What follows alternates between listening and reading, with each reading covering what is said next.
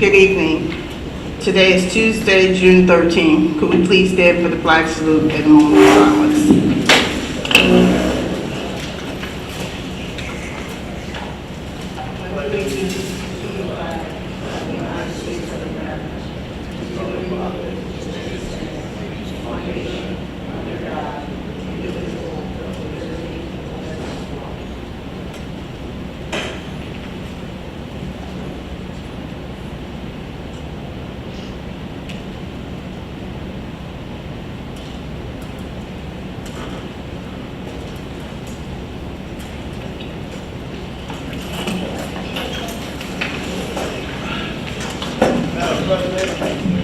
Yes, Mr. Sanchez. If I can just make a mention before we get started.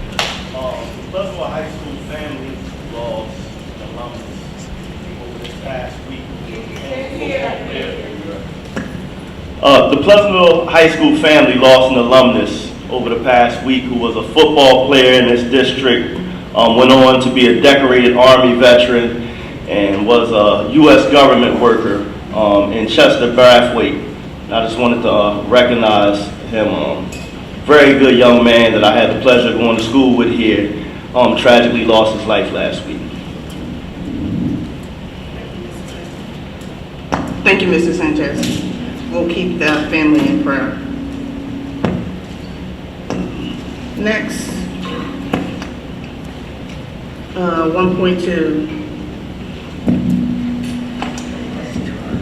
This is to advise those present at this June 13th, 2023 regular board workshop action meeting of the Board of Education of the City of Pleasantville and the County of Atlantic that notice was given on January 6, 2023 of the revised annual designation of the regular monthly board meetings as required by the provisions of Chapter 231 of the laws of 1975.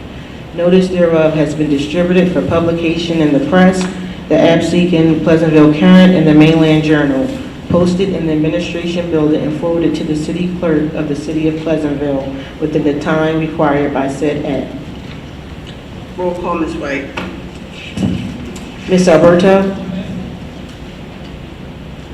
Ms. Clemens? Ms. Gray? Ms. Mello?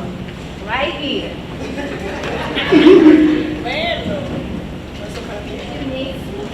Ms. Sanchez?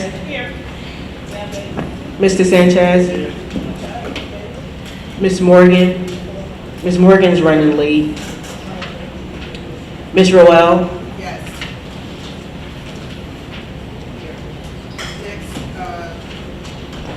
Next, 1.5, the superintendent's report.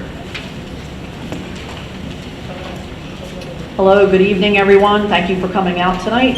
We just have a few highlights. We'd like to remind everyone that we do have the Pleasantville High School graduation ceremony on June 21st at 6 p.m. at Stockton University. We also have the 8th grade graduation here at the middle school on June 21st at 10 a.m. Just a few highlights of facilities, some projects that we have going on right now. We're in the process at the high school installing LED lighting in the pool area. You should be noticing shortly Washington Avenue Elementary School will be getting a new staff community parking lot on the left-hand side. South Main Street School, you should be noticing a complete roof replacement. We all know South Main Street School's had a lot of leaks for a lot of years. It'll be a complete tear-off and then a completely new roof being installed. District-wide in elementary schools, we have the rest of phase one, updating all of our restrooms, removing the old tile. That'll be in the nurses' offices, staff restrooms, as well as the student restrooms. Upcoming projects, we will be doing an update for all our security vestibules when you enter the schools. You'll see that North Main Street School actually will be adding a security vestibule in the front versus entering on the side. Leeds Avenue, Washington Avenue, South Main, as well as the other schools will have an enlarged vestibule with new glass, protective glass, as well as communication and passing the box and such. So that's a project we've been working on. HVAC projects, a lot of them have come to conclusion. Leeds Avenue is doing well with their HVAC. Washington Avenue, Middle school has a lot of new units. The high school is still awaiting a new pool unit that's being delivered in early August. We also have 4 gym units that are here on campus and being installed late June. And then South Main Street School, we have a hot water system that's gone through into the school, as well as cafeteria units. Transportation, we've received 3 new school buses. We're waiting for 3 other school buses being delivered in October. And then July 1, we'll be purchasing 3 additional new school buses, giving us a total of 9 new buses. We also have technology. All of the outdoor camera systems district-wide have been replaced. All the cameras are up and running and upgraded at this point. We've also completed indoor camera replacement for several schools, and that project continues. We're currently working on the switch project, server project, as well as upgrades to the firewall. And everybody will be happy to know that the clocks have been fixed, and we have phone upgrades coming this summer where all the phone system will be replaced. Other than that, we have a couple new Microsoft lab and an Apple lab being upgraded at the high school, and an esports lab also being upgraded at the high school. As for other things going on throughout the district, we just want to put on the record that we had 16 high school students graduate on May 18th from Atlantic Cape Community College with a 2-year associate's degree. We also have had several other students that did not necessarily earn enough credits to graduate with the associate's degree. However, they're entering college or graduating with 30 credits, 20 credits of basically community college courses that they'll be able to use if they decide to continue their advanced education. And we also, at the Pleasantville High School, our students have received over $3 million in scholarships this year to attend college.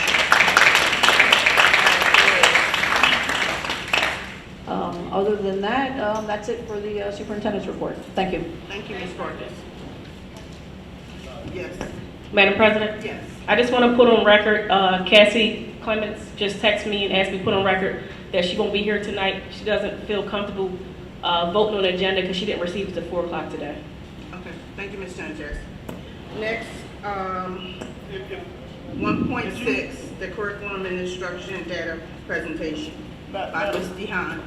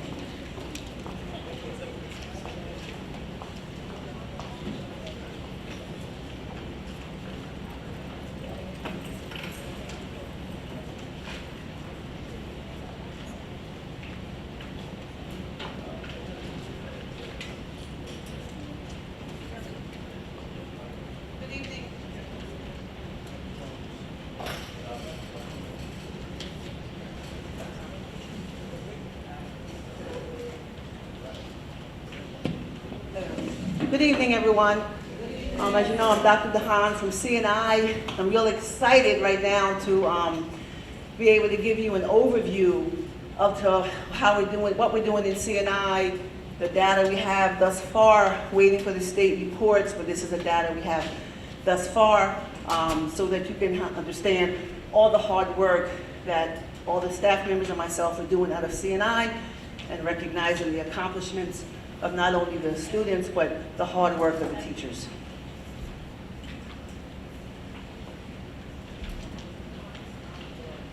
So first I want to talk about AOPA. That's a new program that we have coming into the high school, and I'm really excited. It's the Aircraft Owners and Pilot Association. We're starting this summer for the first time with drones, and we're also in the fall going to be having an aviation program. What's awesome about this is the fact that the kids can leave and earn their certificate to be drone pilots, and they also can get a lot of background in aviation if they decide that they want to go into the aviation field. This is an area that we do not find a tremendous amount of minorities, so I'm really, really excited to be able to bring the program to Pleasantville schools. And so there's going to be a little short video that I want to be able to show you so that you can really understand what AOPA is.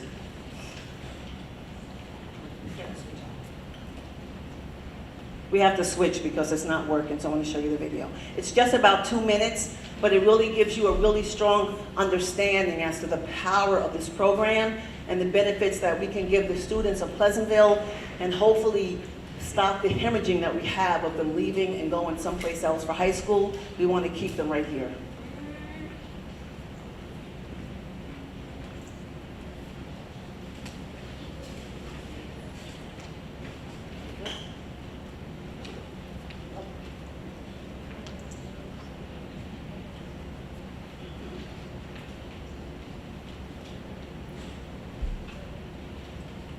And they otherwise wouldn't.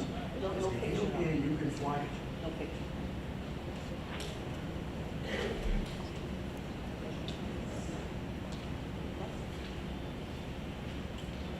No picture.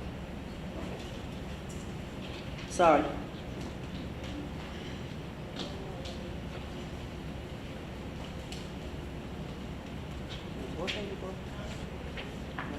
It was working before I went for lunch, I'll tell you that.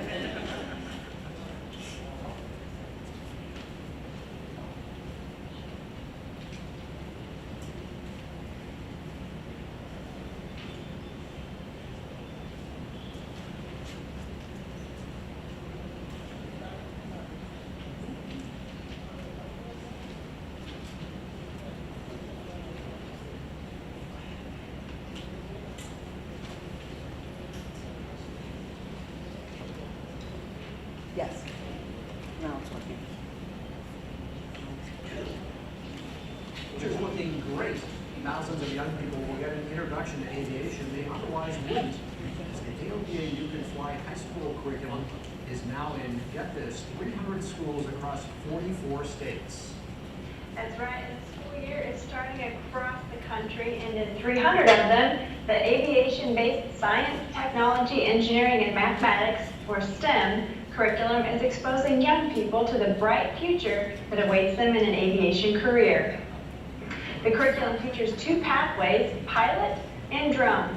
Once students have completed the curriculum, they have learned the principles necessary to pass FAA knowledge tests. Glenn Ponis is the director of the high school initiative. He says this is a very big deal. That represents for us a growth of over 50% from last year. So we are now we went from 36 states to now being in 44 states. And it's a testament to the tremendous effort that's gone on both from the AOPA staff as well as the teachers who are teaching it. The curriculum is funded by donations to the AOPA Foundation and is provided free to schools. And a couple of students from Magruder High School in Montgomery County near us here in Maryland came to AOPA headquarters to go flying for National Aviation Day. Magruder uses AOPA's high school STEM curriculum. CFI Chris Moser showed students Peter Weiland and Natalie Webb around the Cessna 182 and took them for a flight. Chris helped me a lot with flying today. It was my first time, so I was very nervous, but Chris did a really good job in assisting me and telling me exactly what I needed to do and when to do it, and I was able to effectively maneuver us in the air when instructed to do so, and I had a lot of fun, and I would like to do it again if I had the chance. While Natalie flew for the first time, Peter is already a private pilot, and this is his 4th year in the aviation program at Magruder.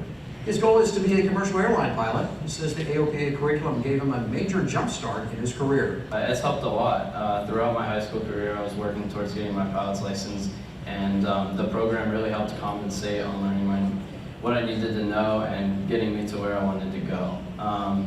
And the Magruder program has been great, just making connections. So I know what I want to do, I know who to talk to, and how to get onto those next steps. A network news crew from Scripps Media also documented Natalie and Peter's flight for a national news story about AOPA's curriculum. So as you can see, when we have it, when the kids come in as freshmen, they can get their pilot's license by the time they're a senior, be eligible to take the test. And they'll be able to get their drone certificates. So I'm really, really excited. And what I handed out to the board members was, this was also discussed in Education Week, which is a nationwide educational publication. So for them to be talking about AOPA, I'm just really, really excited for the things that we can bring our students here in Pleasantville, because we deserve the same opportunities as other school districts that are doing this.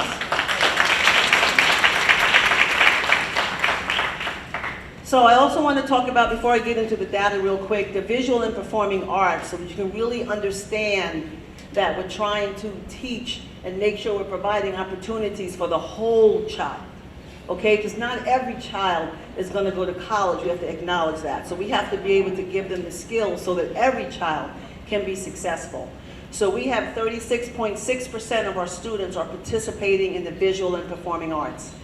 At the elementary schools, we have a violin program that begins in 3rd grade, instrumental program beginning in the 4th grade, choir, drama. North Main Street School has done Lion King. South Main Street School has done Beauty and the Beast. Washington Avenue has done Annie. We have an art club. And we have a summer ballet program for grades, first and 2nd grades, that we're going to be starting. At the middle school, we have an instrumental program, an honors band, a percussion program. This summer, for the first time, because we're trying to create a feeder program, we're having a summer newcomers band program. So they can actually, this summer, start with band, so that when they go to September, they'll already be comfortable and know the instructor and know about it, and it'll be a smooth transition. We also have drama at the middle school, where they did Moana, and we have an art club. At the high school, we have a marching band, a concert band, competitive drum line. We also, once again, have a newcomers band program for high school students as well.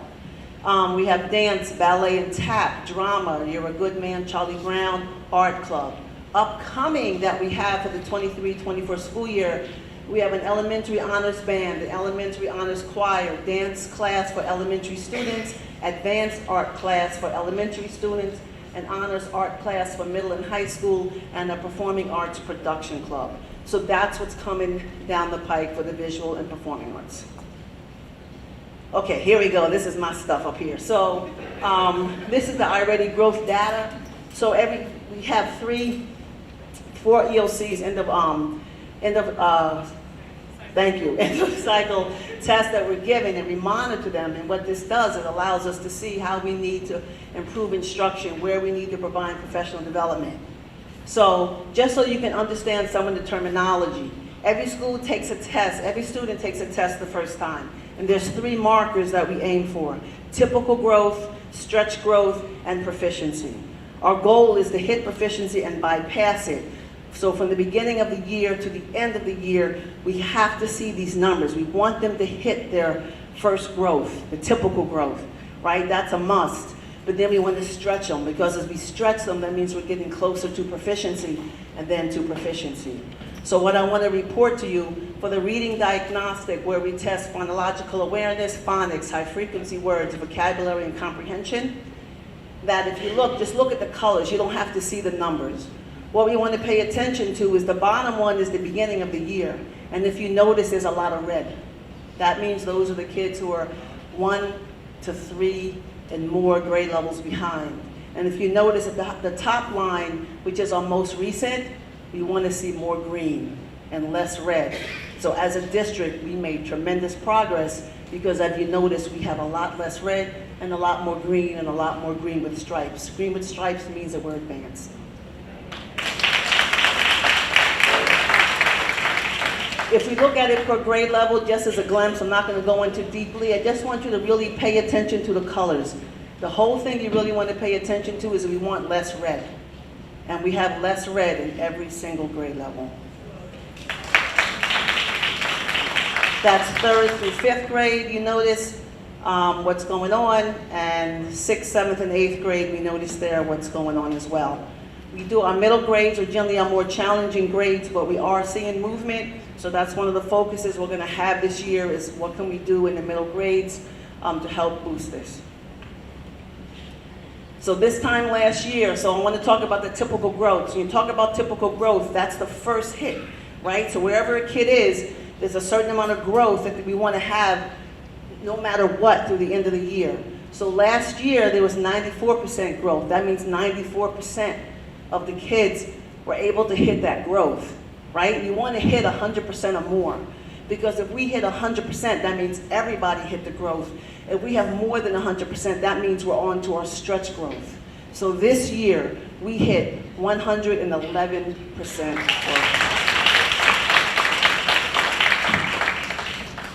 And this is just another quick one, just to let you see how we went from our typical growth and our stretch growth, and we hit a large percentage, over 100%. So a lot of kids in the district, K to 8 right now, hit their growth.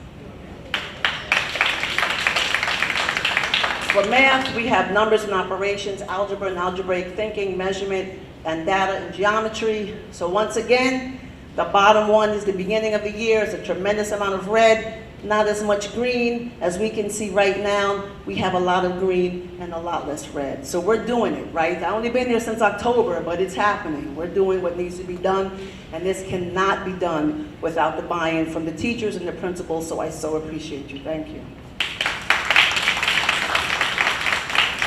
Once again, this is just a color picture.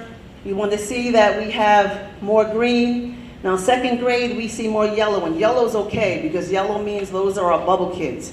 Those are the ones who are just there, right? So we're doing a lot this year, preparing for next year, so that we can address the yellow kids, which are our bubble kids, to get them into the green. But the fact that we have so much more yellow in second grade compared to the lower grades, that means we're moving. So we're getting there. This is third grade, fifth grade, third, fourth, and fifth grade. You notice more green, less red. That's what we want to see. And sixth, seventh, and eighth grade as well. So we are trending. We are definitely trending. So I'm looking forward to next year and what the department can do next year. Once again, we talk about growth. Last year was 86%, hit that typical growth. This year, we had 97%, so we almost hit every kid hitting their growth. We almost got there in mathematics. The same thing, just showing you the growth that we had, our stretch growth, and that's it. So I'm just really, really excited about where we're going as a department. It has been one heck of a transition, but it's working. And I also want to, if I can, just to step back, we had the opportunity of sending a teacher from the high school to Oklahoma for their AOPA training. So one thing the Board of Education I ask is to really consider this out-of-state travel. Sometimes we don't have a choice, and the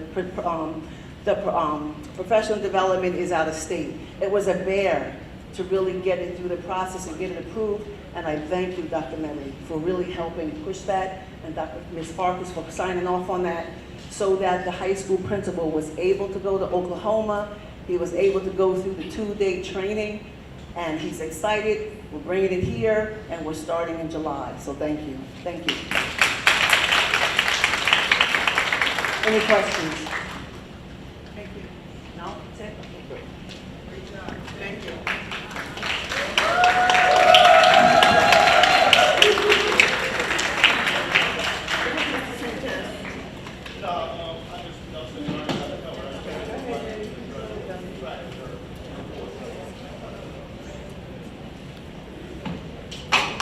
Good evening again, everyone. Mr. Sanchez brought to my attention that I had skipped the athletics report, and we all know that Mr. Sanchez is a big fan of the athletics program, as well as all the rest of us in the community.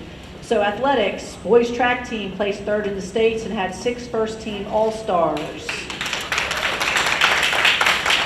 Isaiah Davenport won states in the high jump. Xander Roberts, Isaiah Davenport, Jermaine Nelson, Yusuf Golden won states in the 4x400. Marlon Leslie, Xander Roberts, Isaiah Davenport, and Yusuf Golden placed second in states in the 4x100. Boys volleyball won the Cal but lost in the semis in the states and had 3 first-team All-Stars, Jonathan Baez, John Howard, and Christopher Evangelista. Baseball team made the playoffs this season, but lost in the first round. Softball ended the season with 2 wins, which is a lot of progress for our softball program. As we know, we don't really have a feeder program in this area, so that is a lot of improvement to go from 0 wins to 2. Girls track 4x400 won the Cal meet and had 5 first-team All-Stars: Tamaya McGowan, Brianna Perez, Sonia Powell, Michaela Surlis, and Eternity Roberts. Esports, we lost in the semifinals for playoffs and came in second at the North to Shore tournament in Atlantic City. As we know, esports is a new program. We know it's popular throughout the county and the state, so we can only expect our esports team to continue to improve and compete. Good job. And the middle school, yes, some applause. And the middle school track went undefeated in the conference, but came in second against all the teams in South Jersey. Yes. I just want the community to know as well, both the 4x4 and the 4x100 meter track teams qualified for the meter champions and will be competing against the bigger schools. I think it's next week. And tomorrow, yeah. So Which I hope we school, can. It's the high school. Oh, okay. Yeah. So and the 4x1 got second in the state. Thank you, Mr. Sanchez. Thank you, Mr. Sanchez. Thank you, Mrs. Vargas. Next, public comments. Does anyone sign the list?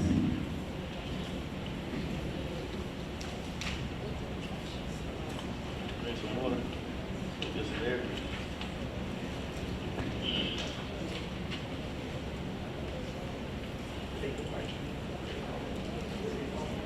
You're tired.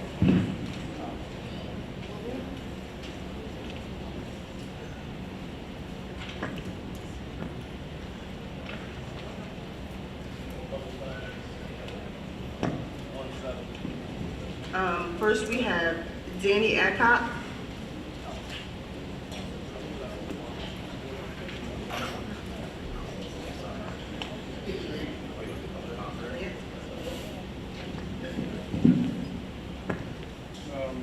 Yeah, I'm not sure. Just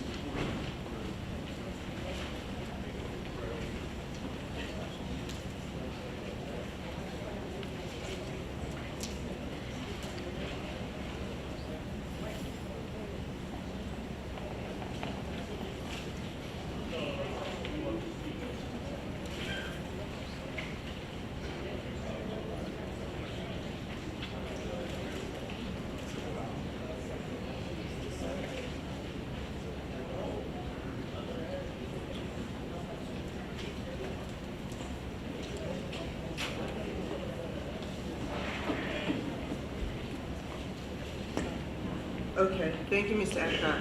Next is Linda Henderson.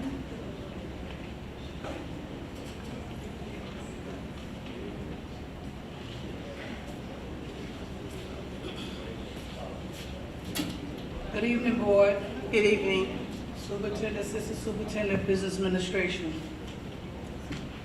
I came last meeting because I was told that there was going to be a decision on the superintendent. When I found out that we were doing a superintendent search, I asked for weeks who were the superintendent candidates. The response that I got was there was a robocall, there was emails given out to include the public. I wanted the public greeting me. I was told that it was. When I did the investigation, it was to the staff members and to the parents. I'm a resident. I never got a robocall, and I didn't get an email as to who the superintendent candidates was. I wanted to let you know, I don't know if all of you know, the mission statement for the Board of Education, our mission statement is to excel in student achievement, parent participation, collaboration, and community engagement. The vision statement says, our vision is to be considered a district of excellence by students, parents, staff, and community. I want to tell you that I still haven't got the information as to who the superintendent candidates was. I feel like you did not include us. I feel like you're not following the mission or the vision statement. I feel like there's trickery and deception. The last meeting, I try to be very respectful because respect is important to me. I wanted to wait till I see anything on the agenda saying about the superintendent. Nothing was on the last meeting. However, there was a discussion about the superintendent but after the meeting. So to me, that's trickery and deception. Why is it that the public don't know, the resident don't know, all the board members don't know, people that work here, staff members don't know? What is the secrecy?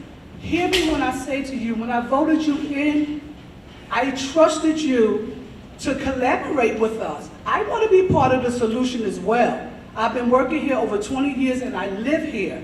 Although my child go to ACIT, I'm still concerned. Every last one of these kids in every one of these buildings are my children. They belong to me because I'm part of the community. And I feel like you robbed me and others, and you did not tell us what was going on. I want to know why it was the deception. The only person that I knew that was going to be a candidate was Dr. LaPel Chapman, a man who grew up in this district, a man, I'm telling you what I know, a man that grew up in this district, went to school in this district, went to college, and came back to this district to teach, went back to school and got a doctorate. Why not? Because what you're making a statement, you're implying that the children can grow up, go to school, go to college, get a higher education, and you won't be picked for excellent positions such as a superintendent or administrator. You're making statements without saying it. You're implying that almost nothing good can come out. Now I heard that 16 students went to ACC, got credits for ACC. I applaud it just a little bit because I'm going to tell you something. I think it should have been more. I think we can do better. I am really frustrated that we're just getting a little bit and we're getting happy about it. Our kids, this community deserve more. I still want to know, why was we not told? And what was the deception? What's the trickery about? You need us just as much as we need you. If you had told us, somebody else could have done the investigation, we could have done the background, because you know, as you know, in the past, we've been hiring people who only left and sued us. So you need all of everybody hands on deck. You need that. And this is nothing against whoever you may or may not have picked. But we should have been included, and you're wrong. Ms. Henderson, I just want to echo your Thank you, Ms. statement. Henderson. And thank you. As a board member, I have not seen 0 superintendent applications, 0 resumes. I don't even know who applied. I had no clue that interviews were conducted. It's to my understanding that only 1 board member interviewed the candidates, which is wrong, dead wrong. It's wrong because no one person knows it all. Our own procedures were not followed, and I'm glad the press is here because I want the public to know. The policy and procedure for doing the superintendent search was not followed. The board was not included. And the first time, nothing against the young lady, the first time I heard her name was when I got to the meeting tonight. See, I don't even know what young lady you're talking about. You should know that. Thank you, Mrs. Henderson. Don't shut me up, Ms. Dawes, No, I'm not because this is shutting you real up. and it's important. Don't do that. Don't push me aside because this is our community and these are our children. Yes, I would, listen, Ms. Henderson, you would be the first to know that I would not shut you up, and I will give you all the time in the world. Madam President, Yes, Mrs. I just want to Henderson. echo what my brother said. A lot of people may or may not know, I went through some medical issues, so I was out of the loop, but I was always available by phone, by FaceTime, and I continue to say that, but I absolutely know anything about the superintendent search also. I wasn't invited to anything. I don't know who applied, and I've been involved in 3 superintendent searches, and this is the first time it's ever been done like this. Thank you, Mrs. Sanchez. Mrs. Gray, would you like to speak to it, or would you like me to speak on it? Because I'm gonna put this to rest now, okay? We went out for a superintendent search. We went out for a superintendent search. And we started out with the ad hoc committee, okay? And as you know, some of the board members are conflicted. And when you're conflicted, you can't participate in the superintendent search at all. You can't have no hands on it. So myself was conflicted, so I didn't have any dealings with it at all. the New Jersey School Board, which is our school board rep, Michelle Kennedy, she headed it up. She, did everything she needed to do. Ms. Gray was on the committee. When I found out that I was conflicted, I removed myself immediately because I ran for the board to do what's right. And I'm not gonna try to undercut or do nothing that's wrong. So Ms. Gray took over the situation. And what I can speak to what I do know from what Ms. Gray just told me tonight, I didn't even want to know who the superintendent was. Yes, I knew that person, that individual was going to be here tonight, but I didn't want to know their name. I didn't want to know what they looked like, and I really didn't want them to approach me until we voted on them. But what I can say is that because I'm conflicted, and when you're conflicted, I have a relative that works in the district. So that's what makes me conflicted. My brother-in-law works in the district, so I try to do what's right. But nevertheless, Mrs. Kennedy, if she could be here today, she would explain what went on and how everything went. Mrs. Henderson, I want to openly apologize because I don't have any problem apologizing. If you feel that someone deceived you or did anything wrong, that wasn't our intent to do that. We did go through the proper protocols. So I'm not going to speak no more. I'm going to let Mrs. Gray speak to the procedures of what happened. Having a relative in the district doesn't make you conflicted. You still sit in. Whenever we were on the committee and we found out that Mrs. Rowa was conflicted, it left myself with Alberto and Mello. So it wasn't just me. It was 3 people. And whenever I asked about other board members, I was told that the Sanchez's both were conflicted as well. That's not true. Well, that's what I was told. Yeah, but this is why, as board members, we have to investigate and not take hearsay at face value. I'm saying what I was told. Having a family. I'm only talking about what was told to me. What was told to me, and I only did. You get loud, please, nothing to me. Here and argue with you. I was asked to explain, so I am explaining. Okay? I was asked to explain, so let me explain. That makes no sense. And you take it up with the president. Okay, I will. I definitely will. Hold on. Before you go, I just talked to him, and I'm going to respond because I talked to him.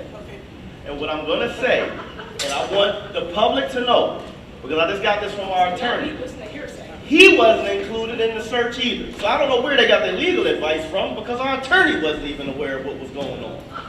It's a circus. I hope the community eventually gets outraged. This is not personal, but I have to say what's going on. And it's not a personal dig at you, Ms. Gray. This is just what happened. You said you did what you was told. We had superintendent interviews, from what I understand, by one board member who happens to be... It was not just one board member, so please stop saying one board member. And I already said it was Alberto and it was also Mello that was included. So it was not one board member. You're the lady that's only ever said innocent, okay? Well, so then that's what you one heard. of the most junior board members running a superintendent search. And Y'all was conflicted. The only employee. There's legal ways around that, but again, nobody asked because you had... But then if you would come to the meetings and the committee meetings and I don't get invited. Yes, you do. No, I don't. You do. No, I've showed Dale my emails. I don't get invited. We need to maintain order. Now, we do want transparency. Yeah, that's a lie. We don't get invited to anything. Excuse me, That's a lie. excuse me. I didn't mean to cause division amongst us already there. It's already done. Ms. Henderson, we appreciate that. We gotta have order. We gotta have order.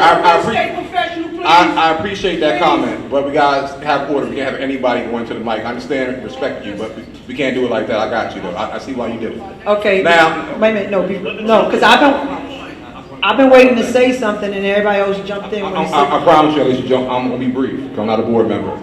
But I'll make it clear as a point of clarity to the extent that I can provide. The New Jersey School Boards Association was hired as consultants to undertake an executive search. To the extent that enough transparency was not provided to the board, New Jersey School Board Association would be accountable for that. There was a choice, as recommended by the School Boards Association, to have what would be a closed process, where even it is correct, I was not a part of that process.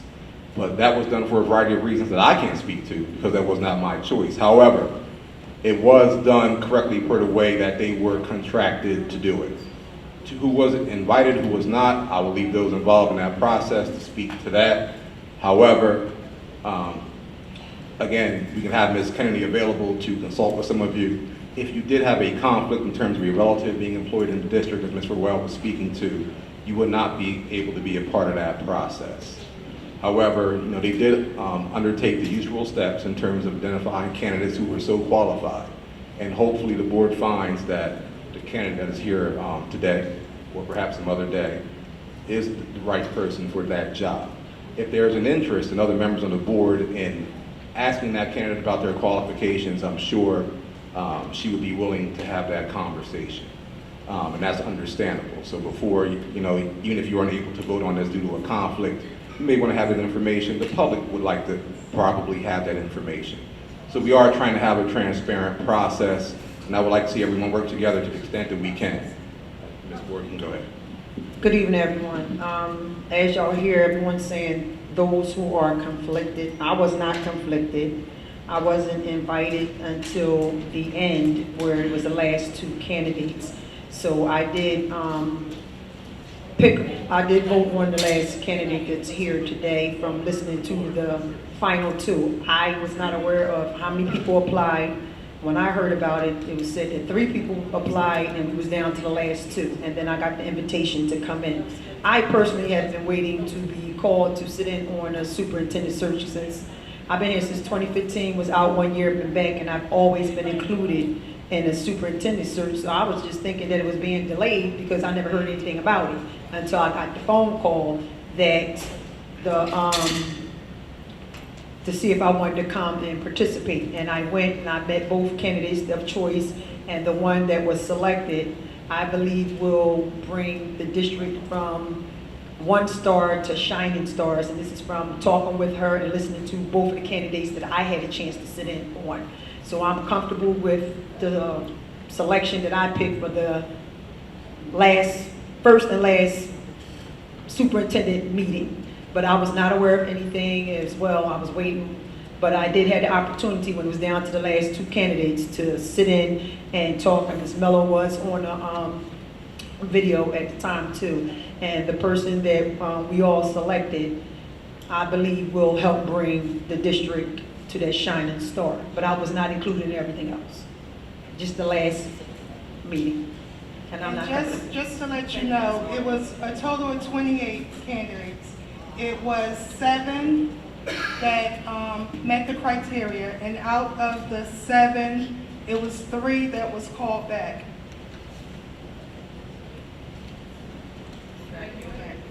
And normally one New Jersey School Board Association does that, that's how they break it down. Next. Question. So if we're so-called conflicted, we can't vote on it either, correct? Correct.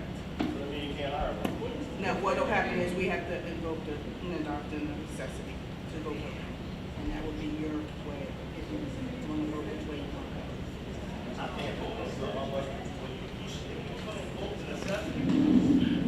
Hold on, I had to answer that, and the public should hear it. Okay, Mrs. Sanchez, you're... Now, Okay, go ahead. we're at a point now where they're saying 3 board members out of the 7 sit here are conflicted. Right. Which means we can't vote on a superintendent because anything involving HR requires 5 affirmative votes. Now they're saying we can invoke the necessity and allow the conflicted members to take part. If the conflicted members can take part in voting, they should have been able to take part in the process, because now you're asking me to vote for somebody based on hearsay and I know nothing about it.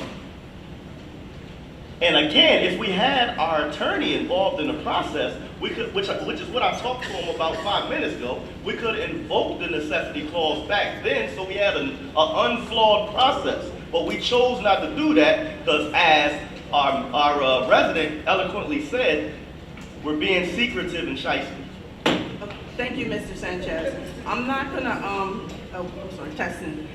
Thank you, Mr. Sanchez, for your comment. I'm not gonna debate and go back and forth with you, but we're gonna move on. But I can have a conversation with whoever wants to have a conversation with me later. I feel that the committee did what they were supposed to do. Yes, we have 9 board members, but sometimes, I just wanna have a conversation real quick. Sometimes it's hard to get some of our members to come out. And I know Mrs. Sanchez has been sick lately, and she told us that she was out. I get that.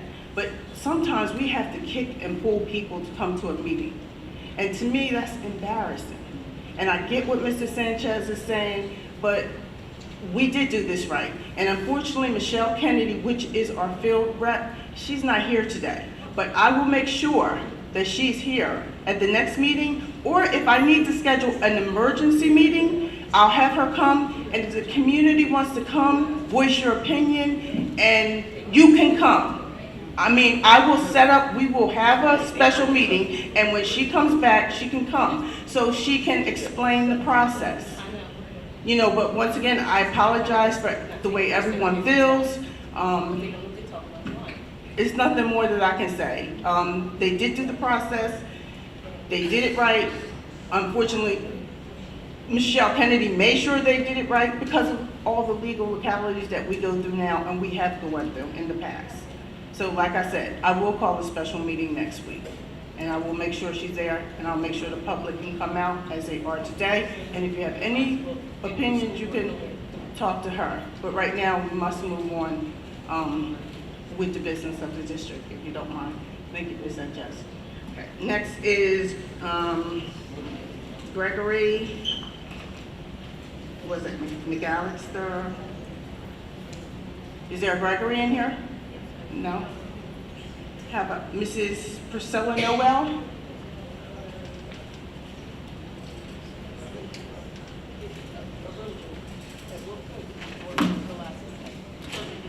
Good evening, everyone. Good evening, board. I thought this would just be a regular comment for me, looking at the agenda and just running down the list, which I will do. But first I want to address the issue of this superintendent. Superintendent's not on the agenda. So I don't know how you can address something that's not on the agenda. That's number one.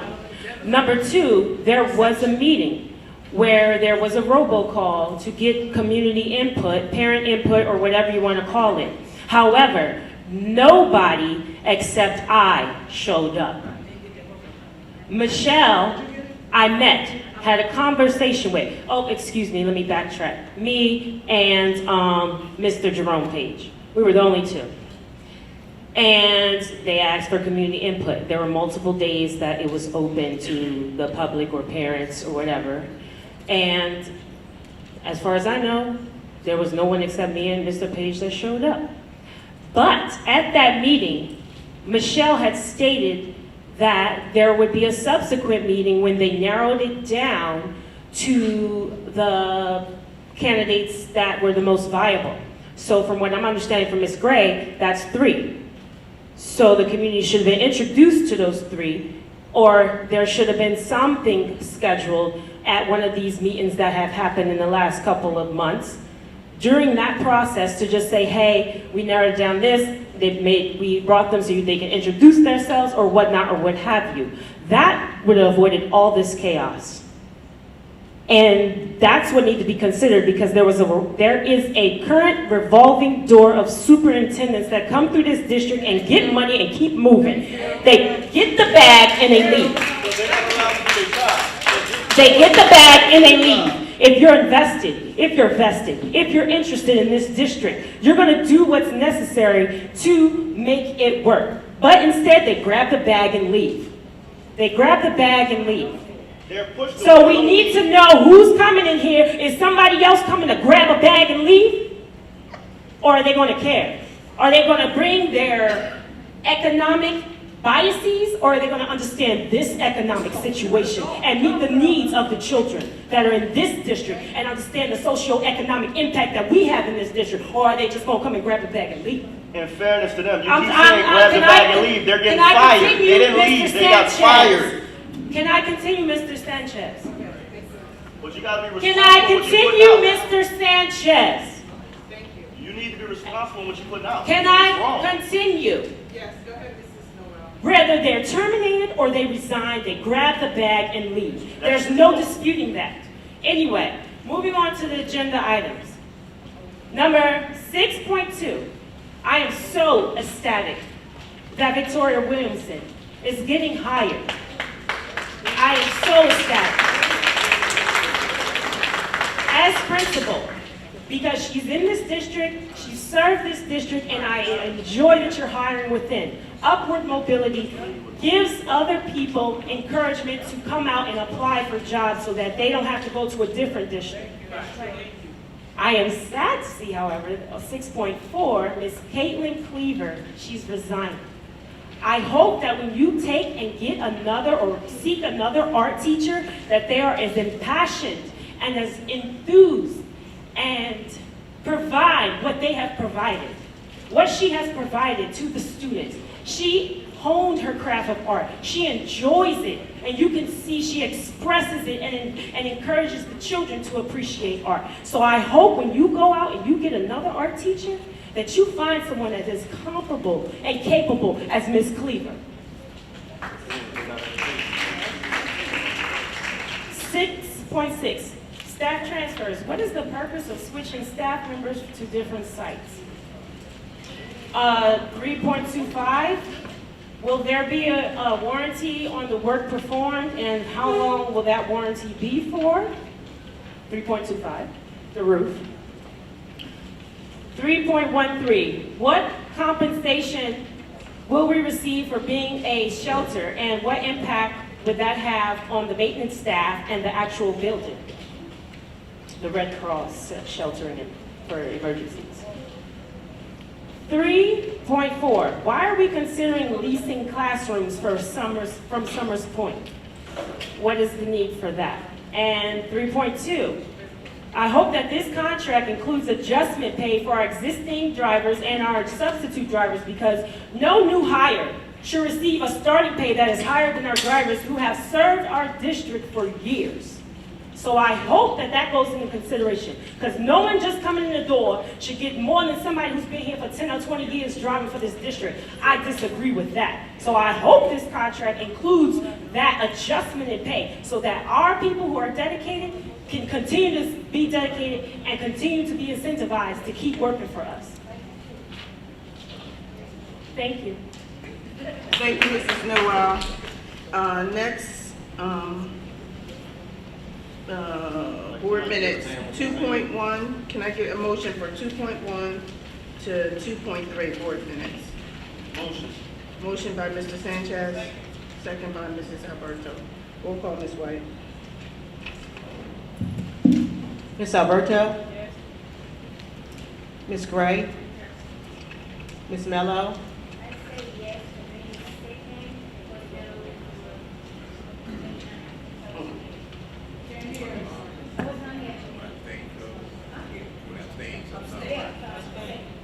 She was here for me, Mike.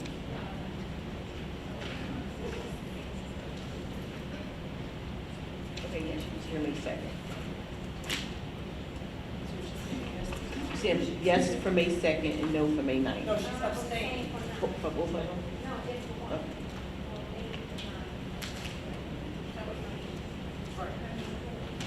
Ms. Sanchez? Ms. Sanchez?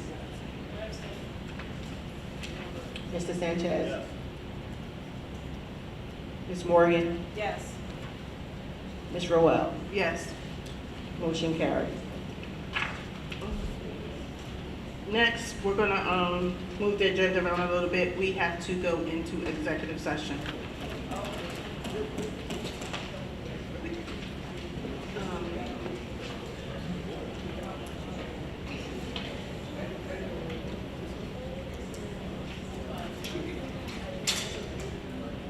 We will be discussing personnel in executive session.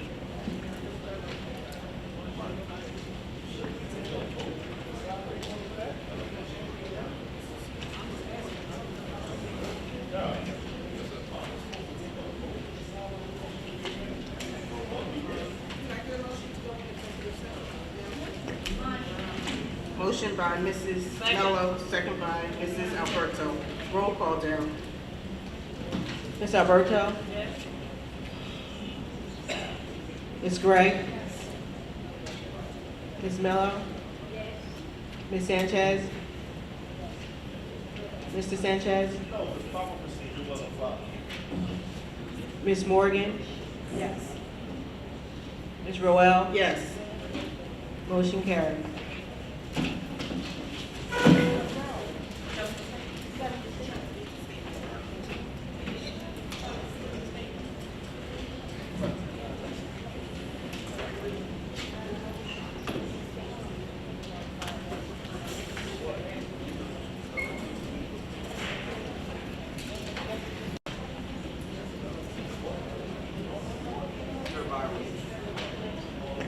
It is hereby resolved that the Pleasantville Board of Education go into closed session for the public to be excluded, set forth in Open Public Meetings Act for the purpose of speaking on personnel matters. We hope to be no longer than 25 minutes.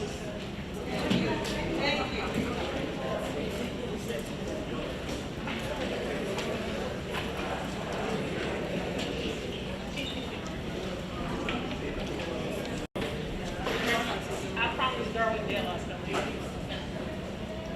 I ain't answering one. Motion to come out of executive session. Motion. Motion by Mr. Sanchez, Second. second by Mr. Sanchez.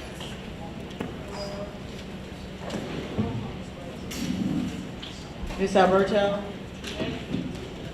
Ms. Gray? Ms. Mello? Ms. Sanchez? Yes. Mr. Sanchez? Yes. Ms. Morgan? Yes. Ms. Roel? Ms. Roel? Oh, yes, I'm sorry, yes. Motion carried.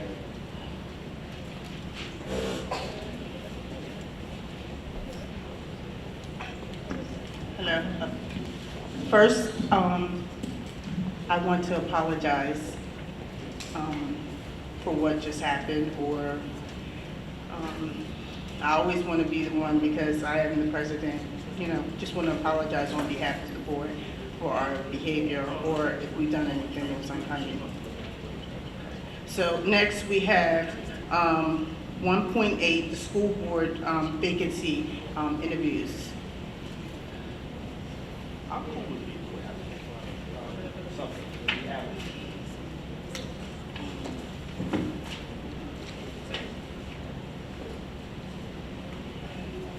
it. Is Miss Patricia King here?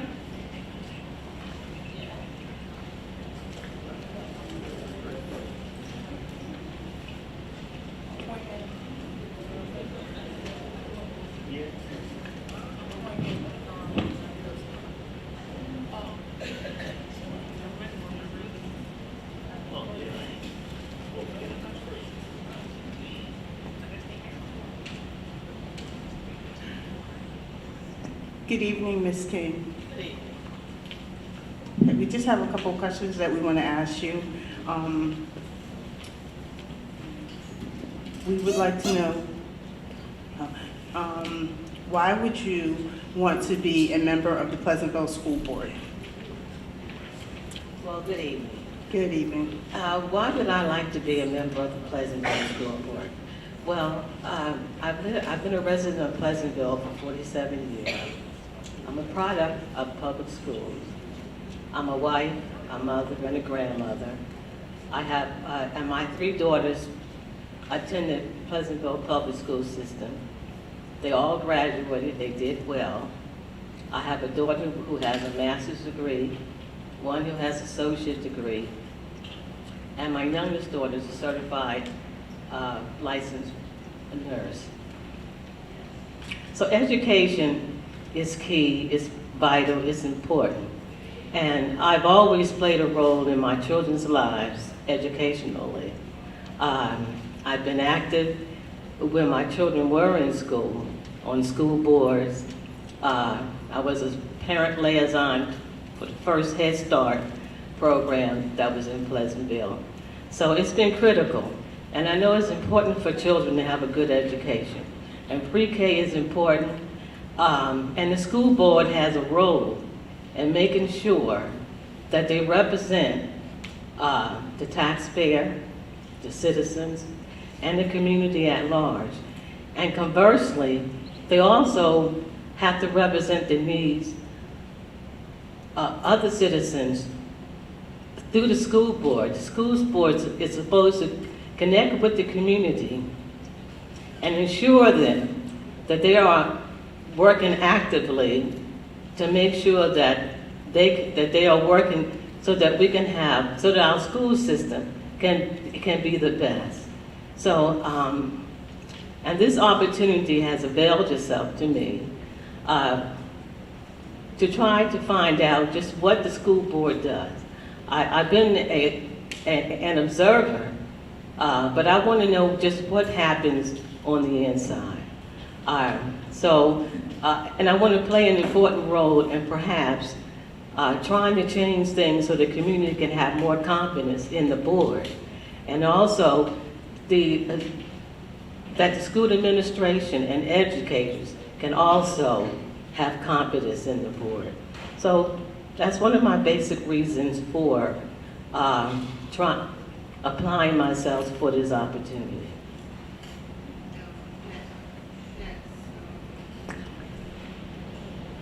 What makes a successful school board member? Well, I think you have to be committed. What makes a successful school board member? I think that you will have to want to be committed, that you want to serve, and that you realize that your role is vital. It's part of the school system, part of the public school system. And that you also have to have an attitude of being a team player. And that when you do become a member of a board, that you shouldn't bring, I think, an ulterior motive or an alternate purpose other than to serve so that the school system, this public school system which taxpayers pay for, the education of our children, that we produce the best school systems possible. Next, are you available to commit to committee meetings and board meetings and on a monthly basis or special meetings? I am. Okay. Thank you so much. You're welcome.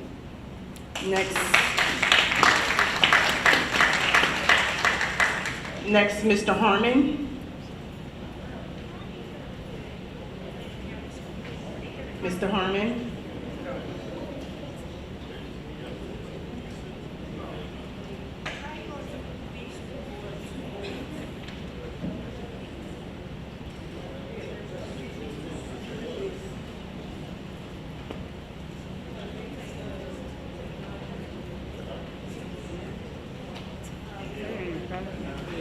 How you feeling, buddy?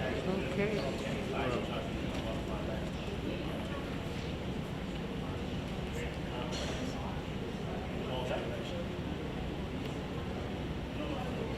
Okay. Good evening, Mr. Harmon. Good evening to you.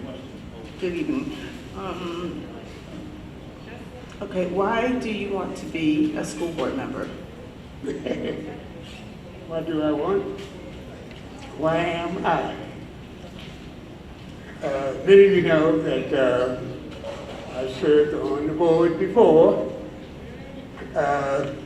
You will find my name as you enter the building. We were successful many years ago to build this lovely facility. The city of Pleasantville possesses the finest physical facilities, not only in the county, not only in the state, but really in the United States. Take an assessment of our facilities and our schools, you may agree, but we are proud, and I do have a job to finish, really. And that is the entrance to our high school is one. I have submitted a letter to Caesars, the owner of the property as we come into school, And we have a lovely group in the city, the men of Pleasantville. It's 29 of us. We want to cut the debris back as our students walk and leave the school, some 10 feet. I met with Greyhound. I have a letter, and the Atlanta City Electric Company. We have planned a Greyhound 32 feet to place on the city's building there, and we do feel that our entrance could be a lovely, lovely entrance. Greyhound owns 20 4x4 cyclone signs, and we believe we can get the dollars from those signs to do the entrance that we have. I have spoken with some of the administrators along that line. I know the answer was long, but that's one of the things. Secondly, let me quickly say that I did discover last Tuesday we did have a problem at Leeds Avenue, the drop-off for our youngsters. At South Main, we put down 2 cones, and our youngsters walk from Broad Street up to the school. And I just talked to, I think, your new principal. You're going to hire tonight soon. We can do something about that. But let me stop there. So I do have I have jobs to finish for the betterment of our young people and, of course, our community.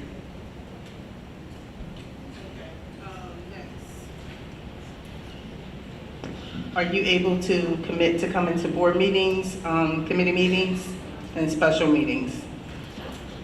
Thanks to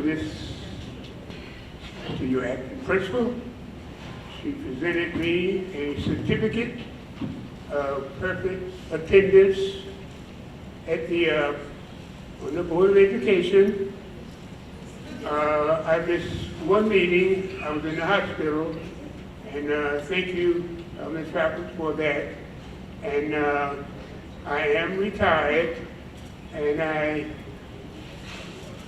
have 98% to be present. And I carry the same philosophy in our schools. I have chat with your principals.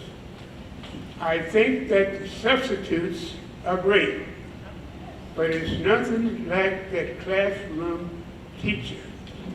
It's economical when we can award teachers, and if you bring me back on that board, you're going to hear me chanting about attendance, attendance, attendance. A substitute cannot come in and fill from that classroom teacher. Education is a continuous process, and it's economical, and that's one of the big things that you will hear from me and probably be sick of it if you bring me back. Thank you, Mr. Harmon. One more question. What can you bring towards this board to make it better? I can bring to this board. Oh, I'm sorry. No, okay, that's it. Strike that. I'm so sorry. Thank you, Mr. Harmon.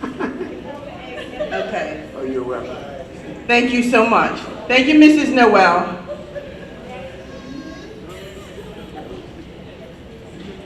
Okay, can I get a motion for one of our candidates?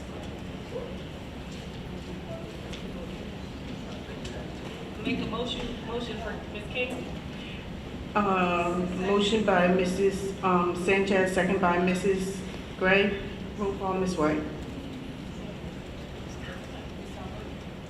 Ms. Alberto?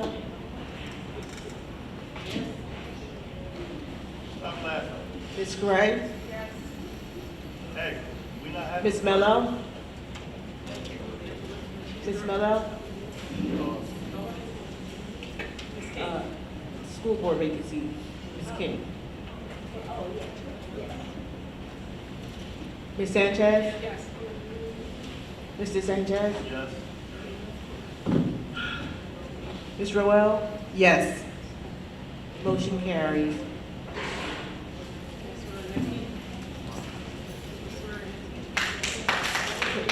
Congratulations, Ms. King.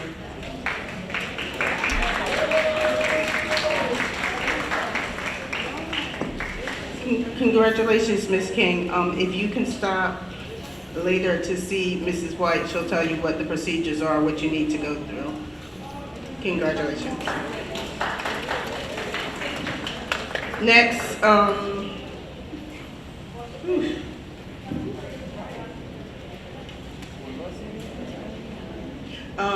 can I get a motion for finance 3.1 to 3.0? Motion. Motion by Mrs. Sanchez, second by Mr. Sanchez. Finance 3.1 to 3.0. Oh, okay. Okay, I have to pull the contract. Okay.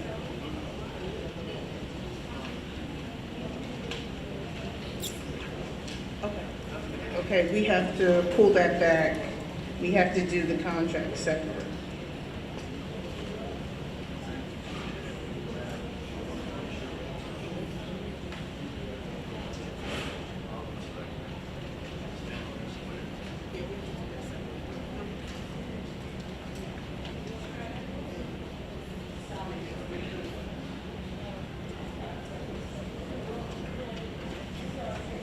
I apologize.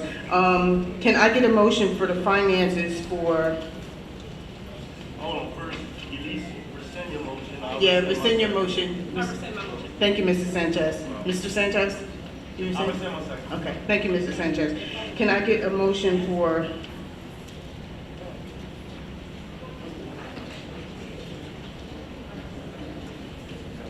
Okay, can I get a motion for 3.2? Motion. Motion by Mr. Sanchez. Second. Second by Mrs. Sanchez. Roll call, Ms. Ms. Alberto? Ms. Gray?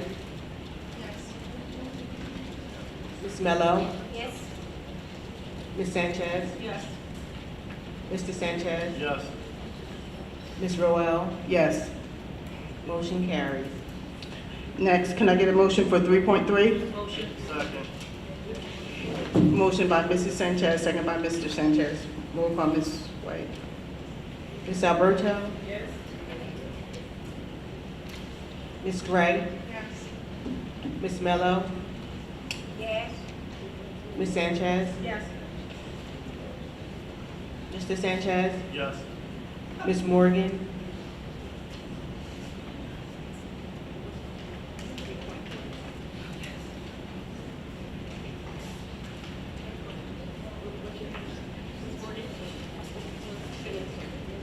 Ms. Roel?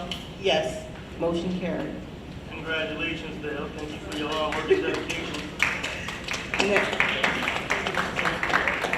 Next, can I get a motion for the rest of the finance agenda? Motion. Second. Motion by Mrs. Sanchez, second by Mr. Sanchez. Oh, 3.1 to 3.30. Okay, 3.4 to 3.29, sorry. Motion. Motion by Ms. Sanchez, Second. second by Ms. Alberto. Roll call, Ms. White. Ms. Alberto? Yes. Ms. Gray?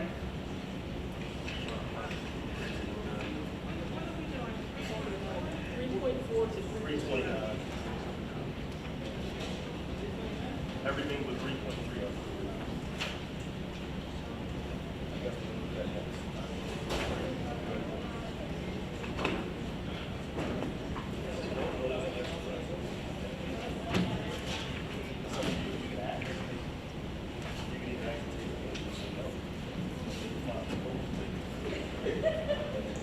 Can we, table 3.4 and 3.5?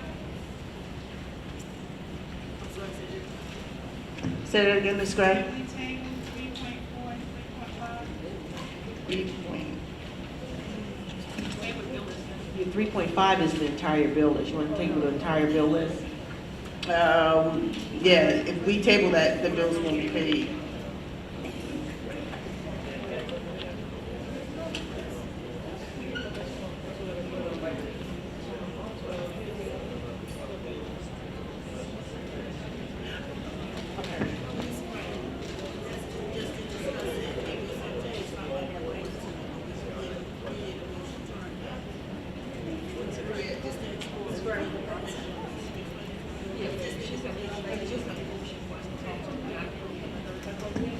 We need the permission to do it. Okay. Yeah, yeah. Okay, thank you. I'm sorry. Ms. Gray? Yes. Yes. To table it? To table it? No, to approve it. Yes, as it is. Ms. Mello? Yes. Ms. Sanchez? Yes. Mr. Sanchez? Yes. Ms. Morgan? Ms. Roel? Yes. Motion carries. Next, transportation. Can I get a motion for 4.1 to 4.4? Madam President, did we purposely leave out 3.30? No, it was the contract, I believe. Yeah, we had to do it separate because it was a contract. Okay, all right. Yeah. Okay. Can I get a motion for transportation 4.1 to 4.4?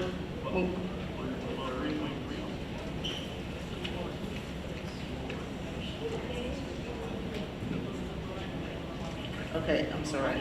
Please correct me. Ms. Alberto, can you take back your motion? Yeah. Okay. I need a motion for 3.3. Motion. Second. Motion by Mrs. Sanchez, second by Mr. Sanchez. Roll call, Ms. White. Ms. Alberto? Yes. Ms. Gray? Yes. Ms. Mello? Yes. Ms. Sanchez? Yes. Mr. Sanchez? Yes. Ms. Morton? Ms. Roel? Yes. Motion carries. Next, transportation. Motion. Second. 4.1 to 4.4. Motion by Mrs. Sanchez, second by Mr. Sanchez. Roll call, Ms. White. 4.1 to 4.4. Motion by Ms. Sanchez, second by Mr. Sanchez. Ms. Alberto? Ms. Gray? Ms. Mello?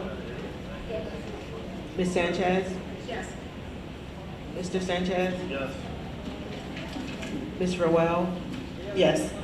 Motion carries. We have nothing for facilities. Next is human resources. Can I make a motion that we vote on human resources, but pull, table all terminations for now, so we can do the balance of hearings and talk to people? Yes. Does the board in agreement with that? Yes. Okay. Okay, so we'll table that. Thank you, Mrs. Sanchez. We'll table in the balance. Can I do a roll call for that, Ms. White? Mrs. Morgan, Mrs. Sanchez made the motion, Mr. Sanchez seconded. Table in the Donaldsons and terminations. Ms. Alberto? Ms. Gray? Yes. Ms. Mello? Yes. Ms. Sanchez? Yes. Mr. Sanchez? Yes. Ms. Morgan? Yes. Ms. Roel? Yes. Motion carries.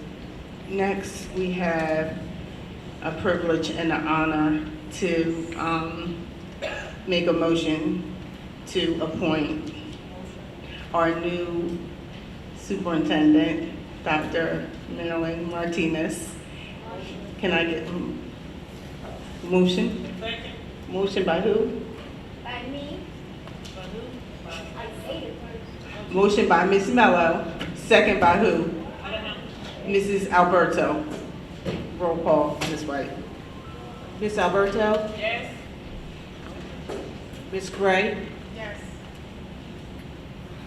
Ms. Mello? Yes. Ms. Sanchez? Yes. Mr. Sanchez? Yes. Ms. Morgan? Yes. Ms. Roel? Yes. Motion carries. Thank you. Congratulations. Would you like to say something, Mr. Martinez?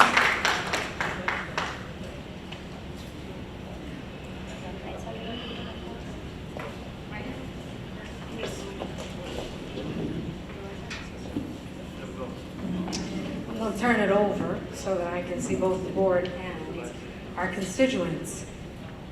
Thank you to the members of the Board of Education of Pleasantville School District.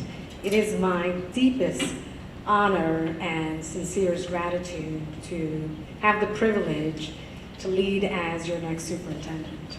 And this evening has been very important for me because I've gotten an opportunity to listen to the voice of the community. And so I come with a heart and a passion that is about children, youth, and families, and what public school systems are able to provide when we lead with the integrity and the ethics of having high expectations for all students, because all students matter, because every student deserves to have a high quality education. And so I come to you as a school leader that believes in leadership, a leadership that does make change so that all students can succeed. I really appreciate and congratulate Ms. Farkas for leading this district throughout this time period. Thank you. Thank you to our esteemed business administrator, Ms. White, and Mr. Jones. Thank you for working to this end. Thank you to Dr. Hyman Metley, our assistant superintendent, and Dr. DeHaan. I was pleasantly excited when I listened to your presentation, and I'm very, very excited that I get to join such a committed group of school leaders and administrators and the staff that are genuinely committed to closing the achievement gap for all of our students. So I come prepared. I come with a heart and a passion, knowledge, and experience that's about making Pleasantville School District #1 in not only New Jersey, but how about we are #1 and we can be, see, I believe that you can share the #1, but we absolutely are on our way to be a best practice district, role model, really exemplifying what it means to have a high quality education. Thank you for this privilege and opportunity to serve this school district. I look forward to the partnership. One more thing, thank you. And to the community at large, I stand ready to listen and to learn from you about your ideas and your concerns about how we together work to improve our district on behalf of all of our students. ¿Dónde tú eres? Mis padres son del noreste de Arecibo, Puerto Rico.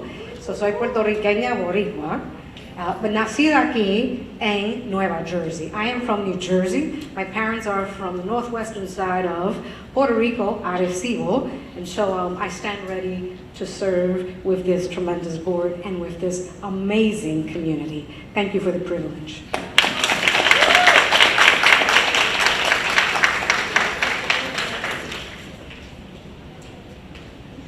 Madam President. I'll do the doctrine real quick, put it on record. Just want to put on record that we invoke the doctrine of necessity for board members Julio Sanchez, Elise Sanchez, and Doris Burwell, due to them having conflicts for having relatives employed in the district.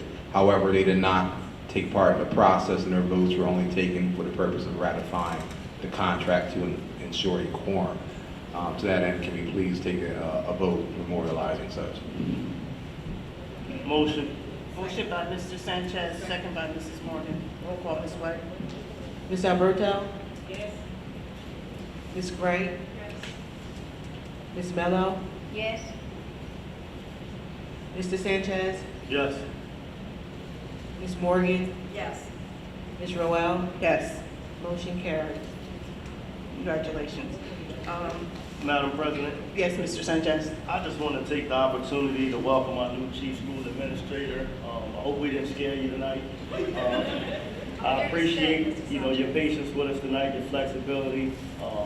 You did a very good job of introducing yourself to us that did not know you prior to tonight and made us more comfortable with being able to go ahead and hire you. We look forward to having you.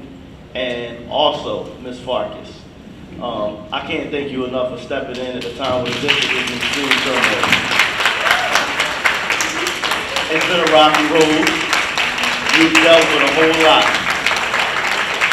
From being bullied by board members, people trying to force you to do things that went against your ethics and morals. And I want to say publicly, I appreciate the fact that you stood your ground and fought and did not allow anyone to influence your decisions over the past year. And like I said, I just want to thank you wholeheartedly for stepping in for us at a time when we really needed it. Thank you, Mr. Sanchez. It truly was an honor to serve the Pleasantville school community. As I've always said, Pleasantville is my home. Pleasantville has always been good to me, and it was really my honor, and I'm grateful for the opportunity to serve. So thank you so much, and I look forward to supporting Dr. Martinez as she transitions to her new role, and I basically transition back to my Director of Special Services role. So congratulations and welcome.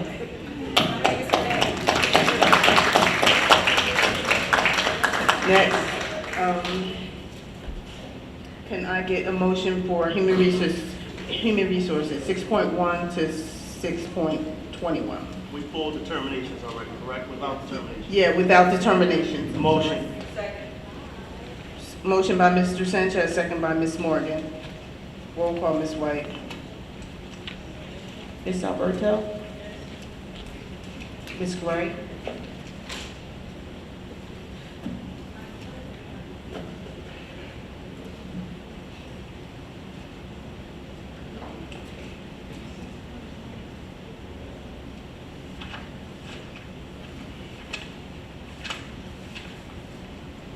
You got the issue with 6.1?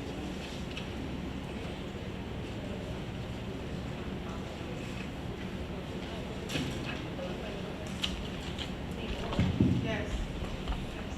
You said yes? She said yes. Okay, good. She said yes. Ms. Mello? Yes. Mr. Sanchez? Yes. Ms. Morgan? Yes. Ms. Roel? Yes to everything but except page 54, the last name. It's page 54, and it is the last name on that top line. And yes to everything else. Madam President, before we move forward, I forgot I was supposed to put on the record. I know everybody's seen Ms. Sanchez Oh, yeah. definitely, she had to go back to work, that's why she left. So she wanted to put that on the record. Yeah, I'm so sorry. Yeah, Mrs. Sanchez, she had to go back to work. And she wishes you the best, Mrs. Dr. Marilyn Martinez.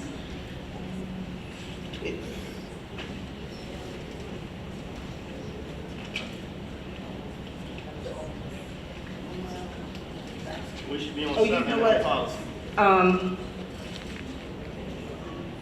I'm sorry, I need to take that back. Please forgive me, audience. I need to relax because when we came into meetings day, we were a little bit uptight. And, so I'm a little bit, nervous, just trying to calm down, so I apologize. I want to abstain from page 54 is the last name on there.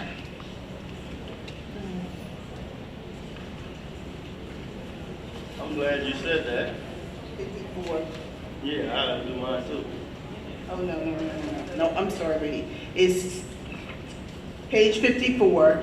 It is number 5. And I think we need to, board, if I can No, I'm very pull correct back. mine too. I'm Yeah. glad you did that because you reminded me. Yes. Dale, I'm yes to everything except for page 54, item number 6. I'm going to abstain on the third name and the sixth name.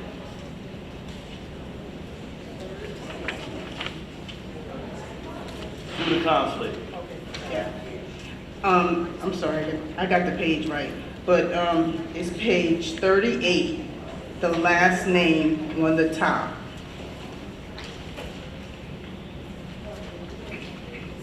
It's page 38, the last name, Joseph Burwell. Yeah, and also, board, I don't know if you really paid close attention, and I don't know if this is out of order, but since we're doing things right, and we kind of rush through everything to get things done, on page 54, number 5, I think we should pull that because that was not discussed in the committee. Okay, yeah, okay, thank you. Thank you. Can you put it on the record, please? Page 54, item 5. Page 54, item number 5. Yes. The reappointment of 2 administrators as sub-building administrators for 23-24 school year, pulled by the acting superintendent. Thank you, Mrs. Farkas, but yes to everything else. Motion should carry, correct? Motion carried. Good there? Okay. Next, did it carry? It carried. Carried? Okay. Next is policy 7.1. Motion. Motion by Mr. Sanchez. Second by Ms. Morgan. Roll call, Ms. White. Ms. Alberto? Ms. Gray? Ms. Mello? Yes. Mr. Sanchez? Yes. Ms. Morgan? Yes. Ms. Roel? Yes. Motion carries. Next, we, public comments. General. You got C&I first. Okay, CNI, please forgive me. Can I get a Second. motion for 8.2 to 8.3? Motion. Motion by Ms. Morgan, second by Mr. Sanchez. Roll call, Ms. White. Ms. Alberto? Ms. Gray? Ms. Mello? Yes. Mr. Sanchez? Yes. Ms. Morgan? Yes. Ms. Roel? Yes. Motion carries. Next is public comments. We have Danny Adcock. I don't think he's here anymore. Okay. Next is Ms. Linda Henderson.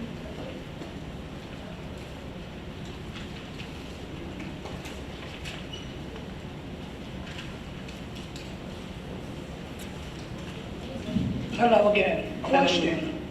Are the meetings being publicized? By law, they have to. Not should.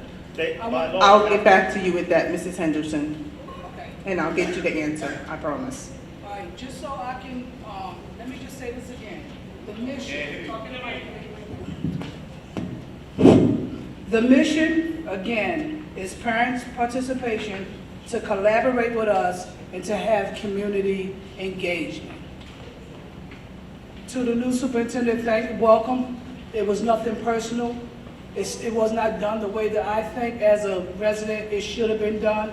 And I'm just gonna be real with y'all. I don't trust you because you kept that from us. And I asked over and over again. Have a good evening. Madam President? Yes.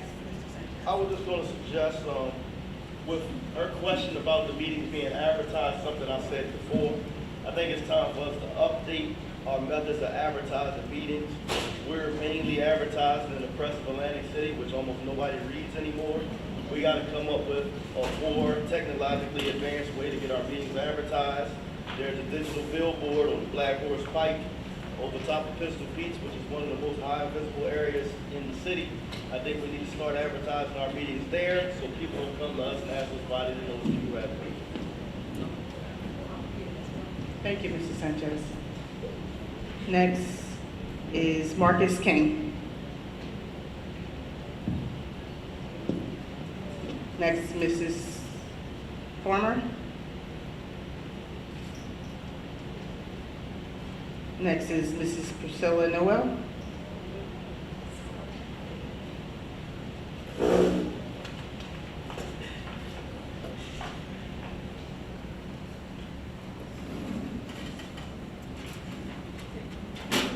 Good evening. Oh, she turned it on. Good evening. So earlier I asked on the agenda about use of corporal punishment. Would anyone like to elaborate? Policy is listed twice, P3217 and P4217. Use of corporal punishment revised and use of corporal punishment new. Sure, those policies say you are never ever allowed to use corporal punishment, ever. Cool.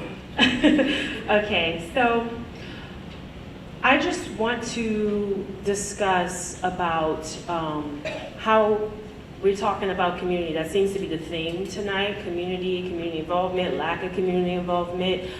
First of all, I disagree with Mr. Sanchez about a billboard. I think we should just do phone blasts if we want to notify the stakeholders of the board meetings. It is also on the district website when the meetings are being held or close to the date that they're being held. But to supplement that, either email or phone blasts, I think would suffice. As far as community, this feeling that needs to be created so that there's a sentimental value with the stakeholders. I'm saying this because I had an experience where I picked up my child after school at South Main, and she wanted to go on the playground and play with her little sister, who will be a student in the fall. When they approached the playground, they were told, "You can't go on the playground." That right there created a barrier for them to create a sentimental value within and a connection with the property, with the school, and identify it beyond just academics and restriction of the time frame from 8 to 3. It can create after that. But guess what we did? We went over to Northfield Community School, where their playground is open and anyone can come and partake in that community play. I think that that aspect needs to be implemented in this district so that those children can feel special in their own district and not feel like they have to go somewhere else to feel welcomed after they have been in the restriction of the school schedule. I think y'all should consider that. In addition, we have our high schoolers who had a prom and the gym was hot as Hades. Are we ever going to get that fixed? Because the fall season is coming up and we need appropriate HVAC function within the gym. Is the swimming pool done? Because right next to it, the weight room looks like a jail weight room. All of the weights are rusted. And there are things that are busted and in disrepair. There is dust and all types of debris within the weight room. Just because something is old doesn't mean that it has to be dilapidated, which is what is going on with the weight room. We have multiple student athletes who are using that facility in the conditions that it is in, and that has to be a hazard. So I want us to take and audit these facilities that we vote on to get things done and walk. Put your boots on the ground as board members and go walk over there and see what's going on so that maybe something can happen so that we can get the HVAC repaired before the system of the fall season happens, and so that the football players, when they use the weight room, they're not using rusted things. Ms. Noel, I don't want to cut you off, but we did visit the weight room, actually. We did budget, I believe, $100,000 to replace the weights, and I think we went out for a design and bid, and we're waiting for people to answer that bid to redo the weight room. We did swap out the LED lights. We did put new lighting in there.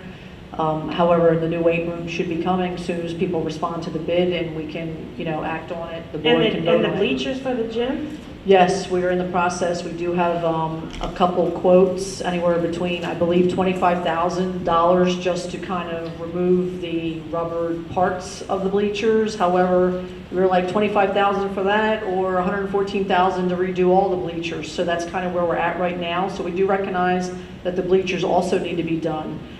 We stated earlier that the HVAC the 4 gym units to replace on top of the roof are already sitting on campus, but they can't go on top of the roof until after the students leave next week. Okay. So they're actually in district, and then the pool unit for HVAC is arriving the first week of August. Okay. It's been a very long lead time. We've been working on these projects for over 12 months. Obviously, supply and demand has been a huge struggle. So thank you for mentioning those 3 things. We have a plan. Okay, so that's where the sentimental value will be created when children see that things are functioning. They can feel good in the place that they learn, and then they can enjoy it outside of just learning, the obligation of learning.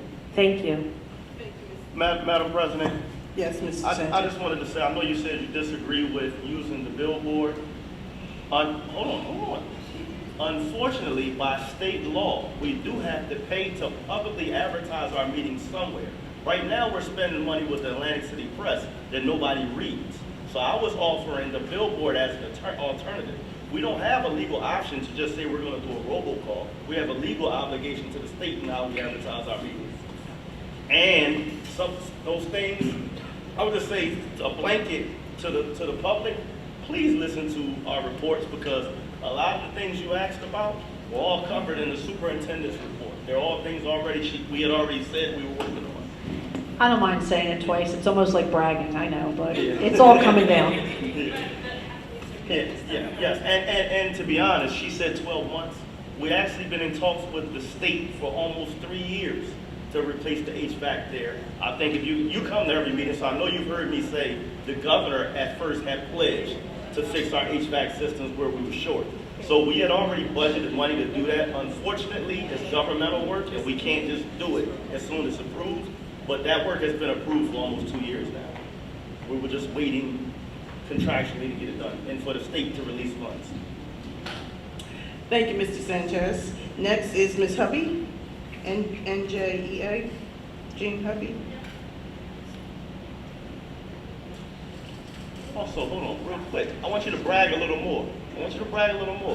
No, you have to. We have a field house and new weight room coming. I want that thing. Brag a little more. That's still in the works. That was going to be a secret for I don't want Dr. a secret. Martinez to Tonight. kind I don't want it of to be pick secret. up that torch and carry on with that. That's a major project, but as we know, we do have a field house in the future plan up on top of the hill between the football field and the high school. So our student athletes, as well as whoever else is around, can benefit from having what other school districts have, which is a facility meant for our athletes. Next. Good evening, Board. Go. I'm Jean Hovey from NJEA. We were supposed to have Donaldson hearings this evening, and we've been told that they're going to be rescheduled.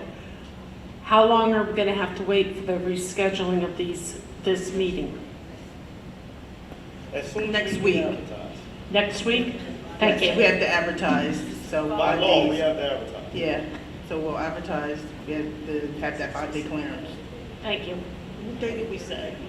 We said Thursday. We said Thursday. You said you did FaceTime, right? Yeah, we had agreed on Thursday. Okay, yeah, so she has to wait till we get it in Well, I the know press. Tuesday Ms. can't, Hubby. if you can. If Next, not, communicate with us. Mrs. Thursday. Because Tuesday you said was too quick. I can't read the name. Yeah. Wednesday's graduation. Ms. Spence, Ms. Rebecca Spence, I believe. Are you still here? Next, okay. Up? No? Okay. Next. No more? Okay. Close public. Board member comments. Well, you know I want to talk. No. I didn't know that this time is still out. Oh, who is it? It's a member of the public that you Yes. have to speak.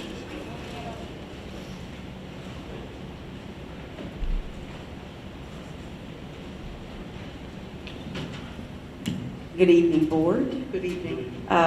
Welcome our new superintendent. And my question is, first, I would like to address the way communications go out. I don't have a child in the district. I do service at least 80 of the students from the district, is there any way that this robocall that people can sign up to be able to receive when there's information being disseminated? Because like the whole superintendent, like the meeting that they had where there was only 2 people here, I didn't have any knowledge of that. And they said it did go out on a robocall. Well, I wouldn't have privy to that because I don't have a child that goes to the district. all residents, shouldn't It does not. it? It didn't go to me, but I'm just saying. It does not. All residents. What, I don't know, is there a resident here that receives a robocall that does not have a child in the district? We've had issues with our robocall, and we know we got to address them. We've had issues. So is there a way that we can sign up to be able to receive this information? Can you call Ms. Farkas and have her add you, please? Ms. Oh, I Farkas, surely can you- can. Oh, well, wait, Ms. Farkas, hold it. Because that's a touchy subject, because Ms. Farkas told me she wasn't doing anything that the new superintendent is supposed to do, because I submitted my 21st century grant servicing 80 students from this district without the Pleasantville Public School System students being on there. And I was told that the board told her that she could not sign off on the grant, but I'm quite sure she signed off for the Pleasantville 21st century grant. So it held my grant up and I submitted it non-compliant. I would just say, if you allow me, Madam President, we're going through a transition period, as you see, as a board. We had to work through a lot tonight, and actually, I'm actually proud of us because we went off into a classroom and settled a lot of the differences that we had. I would ask you to be patient with us because there are some items that current board members believe that the incoming superintendent should have the opportunity to look over before signing off on. And so Ms. Farkas obviously was acting on information she received from board members who are her direct supervisors. So, I mean, I would just hope you would give us a little bit of time to get the new superintendent acclimated so that the board members who did feel that way would be comfortable with the transition we're going through. But there was a deadline of June 8th for the document to be signed. She signed off on did she not sign off on the 21st century grant for the district? See, I'm not involved in that. I'm just speaking in terms of what we're dealing with. But what I will say, you said she told you board members told her she could not. If a board member tells her she cannot, she cannot. I don't know which board member that was. So, but the students of the district are being serviced through those funds. I understand. And she signed last year. Every other superintendent signs off because you receive Title I funds. That's the law. You receive those funds. So you have to acknowledge that you received those funds. I understand. Like I said, we're in transition. You understand. So if you had to pay your mortgage on the 8th, no, listen, you had to pay your mortgage on the 8th and you didn't pay it.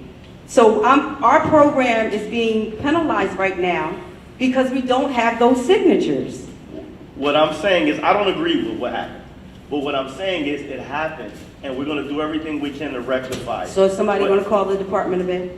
We're going to do what's necessary to get it right.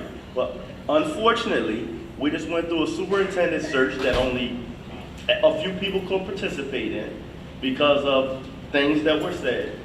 And some of us, this is our first superintendent search. This is our first time going from an acting superintendent to a superintendent. So maybe, unfortunately, that one thing, or maybe a few things, slipped through the cracks. But what I am saying is, as a board, I'm pledging that we're going to try to address it and make sure you're made whole. But we can't fix that now because it's already done. We can't undo what they did. But we can try to fix it now. I can't go back and say, hey, Ms. Farkas signed it. I didn't even know about it at that time. I don't know who up here knew about it, but we understand your concern. We want you to be paid, and we will do whatever it takes to make sure you are. That comes from you, Mrs. Sanchez. It came from me. I don't know. No, I said that's coming from you. That's not the board. That's not any, yes, Ms. Rowan. Yes, I wasn't privy to any of it, but we'll check into it and I'll have someone get back to you on that, Mrs. Thornton Price, because I didn't know anything about it. Okay, and then And I'll make sure I get back to you, or someone will get back to you. Okay, and now I'm reading the agenda, and for the 21st century, it says that it's carrying over funds from 21-22. you're not supposed to carry over funds, so is that a misprint or is that's the monies that you're utilizing? Because it is not a carryover grant, it's a reimbursable grant. That's not a question that any board member can answer. I would hope you would make a appointment to speak to the superintendent or the business administrator, who are the people that can answer that question. Can one of you make a phone call to her and Yes, address that? can, They have my phone number. Mrs. Farkas, can you give Mrs. Dawn Bivens Rice a call on the situation tomorrow? Yes, and then, can you give me a call to let me know that, it was taken care of, an email or something, reach out to me. I'll make sure it's addressed, Ms. Price. Okay, thank you so much. You're welcome. One more person, it was Ms. Farmer, she wasn't here.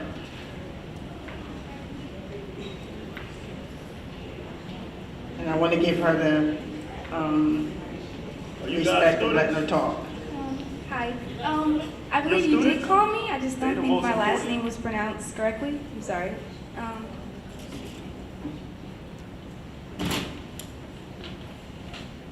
Good evening. My name is Shania Farmer. Today I want to discuss to you guys the upcoming 2024 uniform policy. In hopes that you would reconsider your decision maybe. Well, to begin, me and my fellow peers wish to keep our normal clothing, as you would assume. Our clothes are important to us because they help us to express our individuality and creativity during this critical point in our young adult lives. Me and my fellow peers have prepared a petition for you guys. This is a couple hundred signatures from students in our school who disagree with your uniform policy in more ways than one. Not just simply because they don't want to wear your uniforms, but because the uniform choices that you gave us make us feel uncomfortable. We have reviewed your uniform policy pretty thoroughly. Okay. Well, firstly, I'd like to discuss the great impact that the uniforms may have on our mental health of the students at PHS. While the mental health of our students is already a majorly underlining issue here at our school, we have little programs to express ourselves here, and our clothing helps us to do just that. According to a study from Orlando Senatel, a uniform policy only delays a child's transition into adulthood. According to a psychologist, Eric Erickson, adolescence sees clothing as a means of identification, and seeking an identity is one of the critical stages of adolescence. It's not wise for us to take the student's ability to learn. Clothing is our ability to learn. It helps us to find ourselves. It helps us to grow. It's critical and crucial for growth. Okay. Yes, I also had younger students, underclassmen, upperclassmen, babies come to me with depressive thoughts, suicidal thoughts, self-harming, just overall sadness because of how things are being run in this school. And I don't want it to feel like more of a, like a hole like we're being sunk into. I want it to feel better here. And I don't think taking our clothes away from us is gonna make us feel any better. Now, secondly, uniforms do not set a good example for students. Understand that uniforms does not prevent cliques, gangs, and it does not prevent students from expressing unpopular or inappropriate views in other ways. School uniforms will only give students the impression that conformity over individuality is the way to avoid conflict, and that is not a good example to set for the younger students, says Orlando Senatel. Now, furthermore, financial stability is another majorly underlining issue here at our school. Now, I may be aware that you guys would want to give us uniform vouchers if people are in need of that, but where does that money come from? Right. So, instead of taking money from the school, how about we put the money back into the school and fund more fundamental things like a mental health program? Something for the kids to actually sit down and learn. Now, understand the children that are breaking the dress code are underclassmen students most of the time. They are fresh out of middle school. They get to experience not wearing uniforms for the first time. They're literally learning themselves. They're finding themselves just like every other kid. these kids may be facing, like, what is the words? Children may be facing views problems, excuse me, give me 1 second. Forget this. Forget that. Students here are already facing a lot of mental health issues and wanting validation from other people, so they seek validation through their clothing. But I want to teach kids, that's not the way to go about that. I want to teach kids self-care and that it's okay to be yourself. And I think a mental health program would really help with that. But I don't necessarily think that taking our clothes away is really going to help with that at all. So I'm writing this because this is something that I deeply care about as a student here, as a junior here. And change won't happen without the help of people like you. So starting a petition isn't something that I usually do. I'm pretty quiet most of the time. But the way the school is being brought up right now, it's very sad and it's very gloomy. And if I don't make a change, who else will? If I don't say anything, who else will step up and say something? If I don't speak for myself, I'm going to speak for the students here, the staff here, for the parents here. Because literally, I know the parents are tired of seeing their kids come home sad. It's really upsetting here. It's really, really upsetting. I do not think that taking away our uniforms is going to taking away our clothing is going to make anything better. Now, I do understand, like I said before, majority of the kids do break the dress code. And if not wanting to exclude the uniform policy is something that you guys may want to do, I would consider maybe expanding the uniform policy that you guys have made. I understand that you guys want us to wear gray bottoms. Gray bottoms for growing teenage girls especially isn't necessarily a safe color. I would recommend something that we've already been wearing since the dawn of time, black. All of the students here, most of the students here wear a lot of black. Yeah, I don't think these colors are gonna make us feel comfortable. I've spoken to other students and they've said these colors aren't gonna make us feel comfortable. It's only going to distract us even more, seeing how we look all the time. And then children are gonna start comparing themselves to other kids inside of their uniforms and be like, why do you look better in your uniform than I do, compared to how they may feel in their regular clothing? So, yeah, I just don't want to make things worse here. I want to make things better. Yeah. Thank you. You go, girl! Yes. That's Pleasantville student for you right there. Yes, go ahead, Mr. Sanchez. First of all, I want to commend the young ladies for asking about and address the situation. I'm going to ask my board members how they feel about baptism by fire and throwing that at the desk of our incoming superintendent and letting her address the student issue instead of us people who shouldn't even be getting involved in that. All right, so you guys need to make an appointment as soon as our new superintendent gets seated to speak with her about your concerns. Thank you. I said what she said. Okay. Next, we have one more thing. We have a new superintendent, and this has been a long night for me, everyone. It's board members' comments, and once again, I just want to apologize to the board, even for myself, it was a little off base.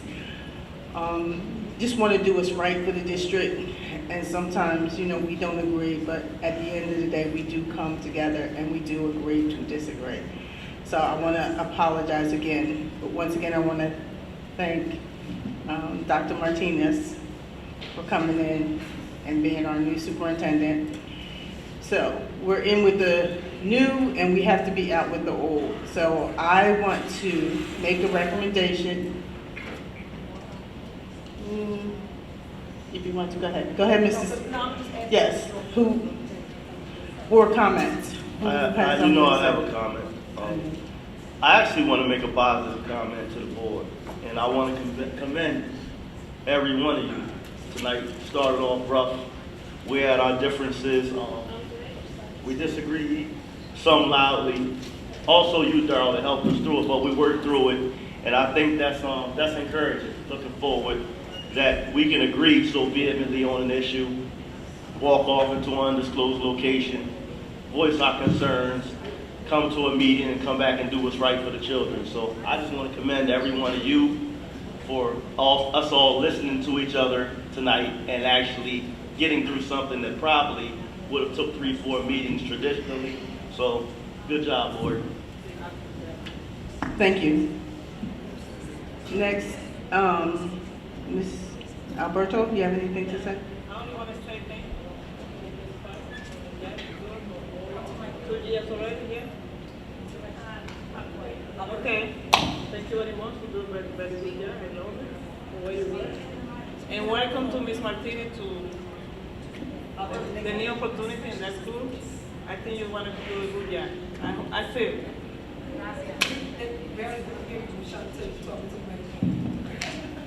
She hear me. Thank you. Next. I do that. Thank you. Ms. Gray. Thank you. I just want to say thank you to Ms. Marcus.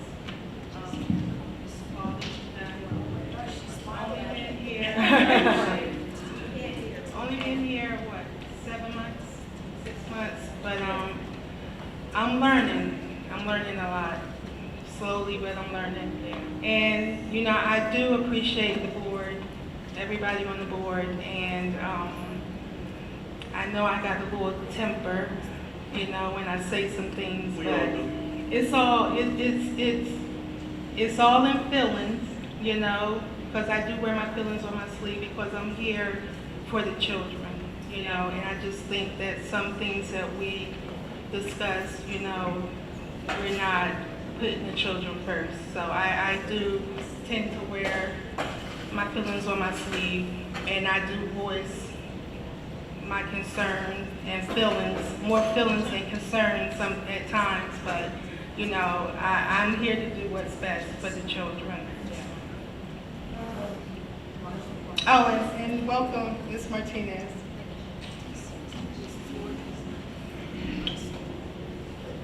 I want to concur with Mr. Sanchez said.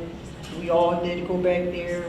We all had our own opinion. We put things on the table. We was able to come to the same agreement of bringing in the new superintendent. We do have higher expectations of her from what she had told us.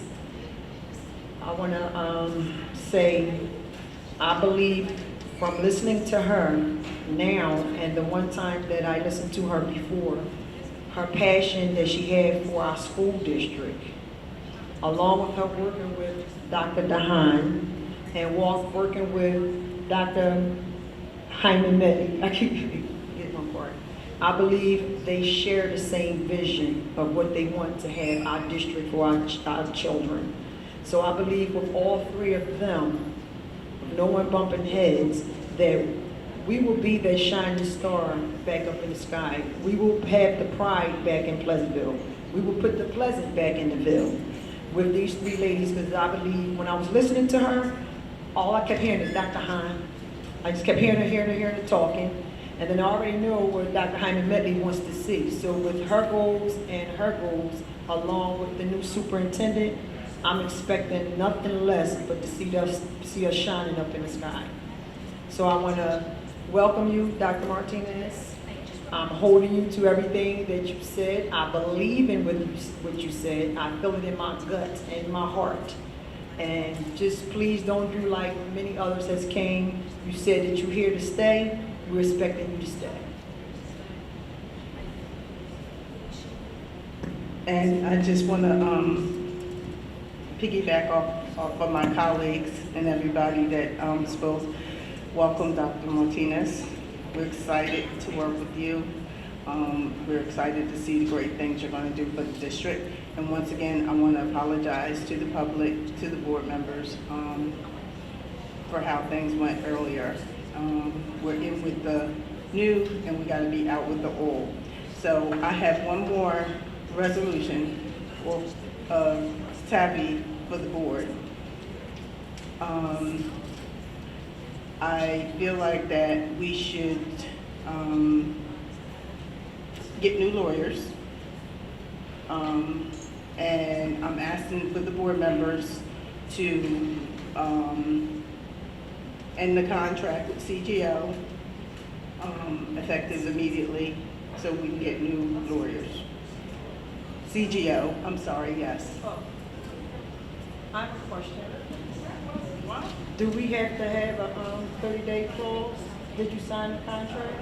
I, to this day, have not gotten the contract, and we've been without a contract. So we've been working with them? And I just,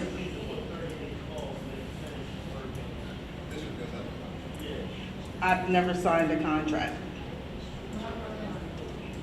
Do we have a contract? We did request the contract, and Mr. Roan has submitted it when you had the deadline for that date for the contract. I do have the contract. What day was it? I'm not sure off the top of my head, but he did submit the contract by the deadline that was requested. What was the deadline? Well, we're asking, since he's been working, has he had a contract since he's been working? The board approved, Mr. Roan, I think in January 17, 2023. I'm not sure that's the exact date. Okay. And then we didn't have the contract until recently. Ms. Rowell requested that we get a copy of the contract, and Mr. Roan sent it. But that was recent. That was When like you say the last recent, month. like, the you last said month. January till when did we receive it? Yeah, so from January till when? June? My signature is not on a contract. So he's been working 6 months without a contract? Without a signed contract. And since we're being transparent and the community is here, I'm just asking the board members, can I get a motion to terminate the contract?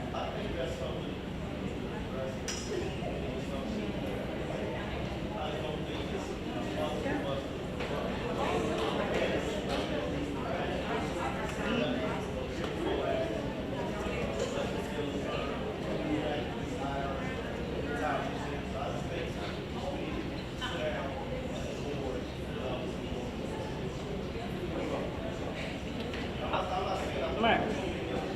I agree with you. And I have a question too, because last time when Mr. Sanchez is speaking on, what's his name, Lester Taylor being terminated, before that night, like 5 minutes later, he was rehired back because we didn't have a lawyer at the time and we couldn't operate without a lawyer. Do we have someone that can be appointed if he was terminated this evening?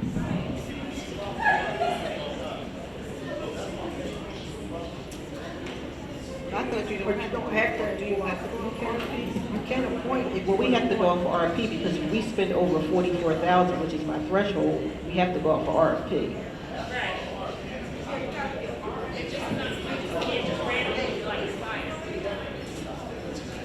Okay, can I get a motion to go out for RFPs for a new attorney? I'll make a motion for that.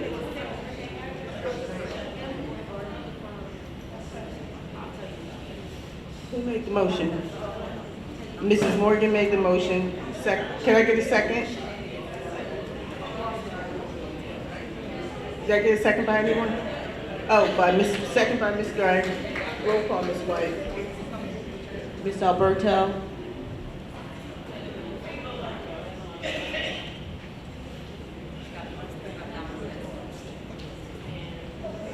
Ms. Gray? Yes.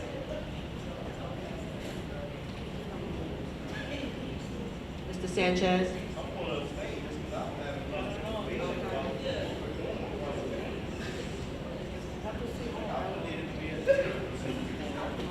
Ms. Morgan?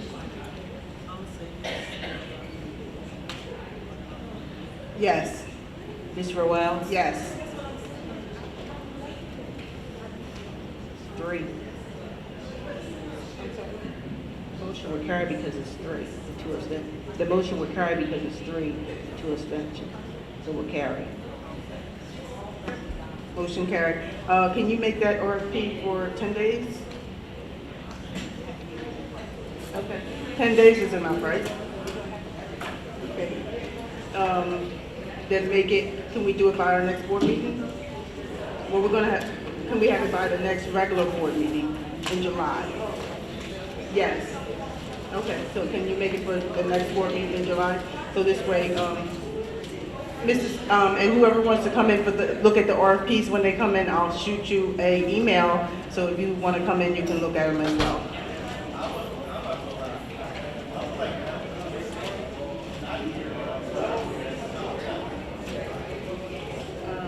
Yeah, we can. Can I get, no, we can't. The quorum broke. So the meeting, we have to close the meeting because the quorum broke.